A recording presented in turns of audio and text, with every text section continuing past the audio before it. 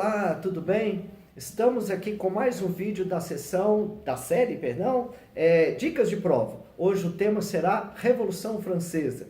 Acesse o site Bem Humanas, veja os vídeos, dê o seu ok, dê suas sugestões, é muito importante para nós, tá bom? Então, rapidinho, vamos começar. Bom, nosso tema é Revolução Francesa. Só que esse primeiro vídeo, a gente vai tratar das causas, ok? E do significado da Revolução. Posteriormente, colocaremos outro vídeo falando do processo revolucionário, ok? Bom, gente, olha, uma dica de prova importante para vocês é prestar atenção no comando de prova. Muitas questões da Revolução Francesa vai perguntar das causas. Então, pode ter uma pergunta mais específica dizendo assim, quais são as causas econômicas, políticas ou sociais. É muito importante vocês não confundirem uma coisa com outra, tá? Se pedir causas políticas, por exemplo, quais são as causas políticas da Revolução? A principal causa política é o absolutismo francês, que era muito autoritário, exercido pela dinastia dos Bourbons, tá? Esse absolutismo autoritário se manifestava através da censura, da prisão arbitrária, da perseguição a pensadores iluministas, da centralização de poder, centralização jurídica, administrativa, tá ok? Esses, então, seriam as causas da Revolução Francesa, um regime muito autoritário que vai entrar em choque com forças em ascensão que queriam espaço nesse poder, nesse caso, a classe burguesa. Bom, causas econômicas. Justamente por ter esse absolutismo, a França, no caso, ela privilegiava, né, alguns grupos sociais, fazendo com que outros pesassem a mão, principalmente a questão dos impostos.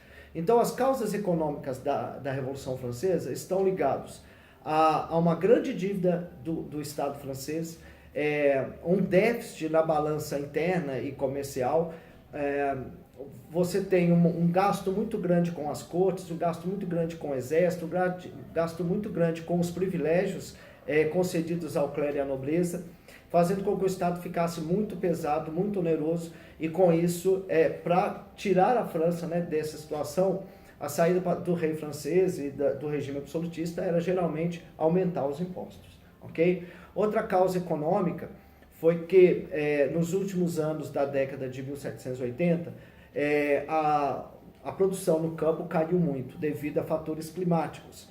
Uma série de anos de más colheitas fizeram com que houvesse uma crise de abastecimento e a população sofresse muito com inflação, com desemprego, tá? Com fome, com a carestia dos alimentos básicos, principalmente o pão, ok? Causas sociais, sociedade. Bom, gente, a sociedade francesa naquela época era dividida em 3 estados. O primeiro estado era formado pelo clero. O clero é composto por vários tipos de segmentos, tá? Mas em geral são pessoas, né, muito privilegiadas, não pagavam impostos, era uma classe que tinha grande prestígio social, estava muito próximo ao poder e tinha muitos privilégios. No caso, ainda recebiam a proteção do Estado em relação às suas terras, suas pedreiras, suas pontes, seus pedágios. Então a igreja, no caso, ela é muito beneficiada nesse estado. O segundo estado da sociedade francesa é composto pela nobreza, também formada por vários segmentos, mas que em geral composta por privilegiados, tá? Não pagavam impostos, eram donos das terras, concentravam grande poder em relação ao rei, ok? O terceiro estado, que era o último, era o que sustentava, no caso, a base, no caso, da sociedade francesa. O terceiro estado era formado pela boca, tá? Lembra dessa palavra, boca? Burgueses, operários, camponeses e artesãos. São os trabalhadores, compunham quase 97% da população. Nas cidades, operários, artesãos e burgueses trabalhavam sob o alvará do Estado, tinham que pagar muitos impostos, era muito sobrecarregado a sua parcela, né, de impostos para sustentar o primeiro e o segundo Estado. Na zona rural, os camponeses eram 95% da população, estavam sob o pesado jugo da servidão, tinham que trabalhar e pagar impostos diretos, pessoais, para os nobres. Então, gente, recapitulando, a sociedade francesa era composta pelo primeiro, segundo e terceiro estado. Primeiro estado, o clero, segundo estado, a nobreza. Os dois juntos, 3% da população. Privilegiados não pagam impostos, tinham esses privilégios. O terceiro estado, que era formado pelas classes mais pobres, sobre elas pesava todos os impostos, toda a carga onerosa, e justamente eram os menos assistidos, tá? Não tinha escolaridade, passavam fome, estavam, né, beirando a miséria. A literatura fala muito disso, você tem vários livros da época atestando sobre isso, tá bom? Bom, gente, nós já falamos das questões políticas, das questões econômicas, das questões agora sociais. A questão cultural, gente, também é importante, né? No século XVIII, na França, despontou o projeto iluminista, né? Vários pensadores, no caso, criticando esse Estado, né? O Estado absolutista, o antigo regime, criticando e fazendo propostas. Temos que tomar cuidado com isso, porque na França a maioria são analfabetos. Os iluministas, no caso, são a classe de letrados, tá?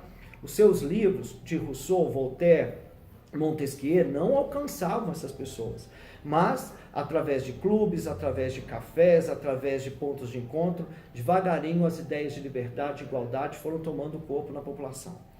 Tá bom, gente? Agora, olha só, nós temos essas causas, mas o que faz a Revolução Francesa acontecer?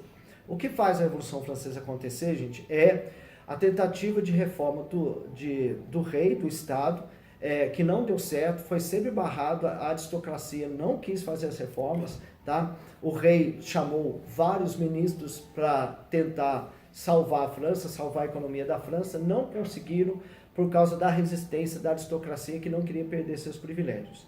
Diante disso, o rei convoca a Assembleia dos Estados Gerais em 1787. A Assembleia, no caso, ela gerou muita expectativa que foi muito frustrada, porque quando ela se reuniu, no início de 1789, percebeu-se que ela não iria, no caso, trazer benefícios para a população, pelo contrário, ela iria reafirmar e ainda recrudescer a presença do Estado, os aumentos dos impostos. Isso fez com que a situação ficasse intolerável. A burguesia se uniu, né, fizeram um juramento, chamado famoso, né, juramento do jogo da pera, onde juraram dar uma constituição para a França e acabar com o antigo regime, né? Isso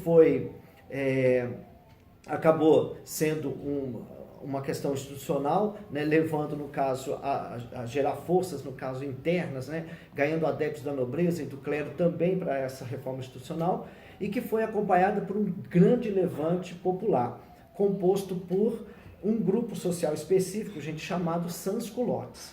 Os sans-culottes são, como diz o grande professor, historiador Hobsbawm, bandidos sociais, frutos dessa miséria, pessoas que estavam, né, dispostas a fazer qualquer coisa para continuar sobrevivendo.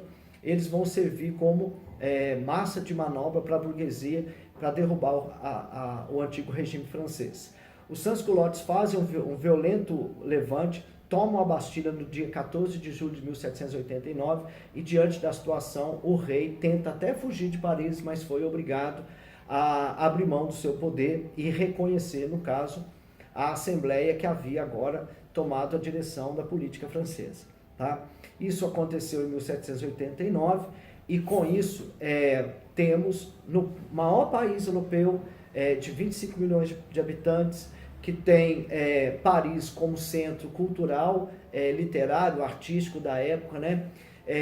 Não vai deixar de fazer suas influências, né? Não só na Europa, como na América. A Revolução Francesa, gente, é um marco. Ela marca o fim do antigo regime, é o fim da era, vai se espalhar depois por toda a Europa, vai vir para a América, por exemplo, influenciando a independência dos Estados Unidos, vai vir para o Brasil, influenciando, no caso, as ideias dos Inconfidentes Mineiros. Ok? Bom, gente, essa é a primeira parte. A ideia era passar para vocês as causas da Revolução, tá? Resumindo, né, como a gente tem feito aqui, e espero ter ajudado vocês. Aguardem o próximo vídeo que a gente vai falar do processo revolucionário na França, ok? Muito obrigado e até a próxima.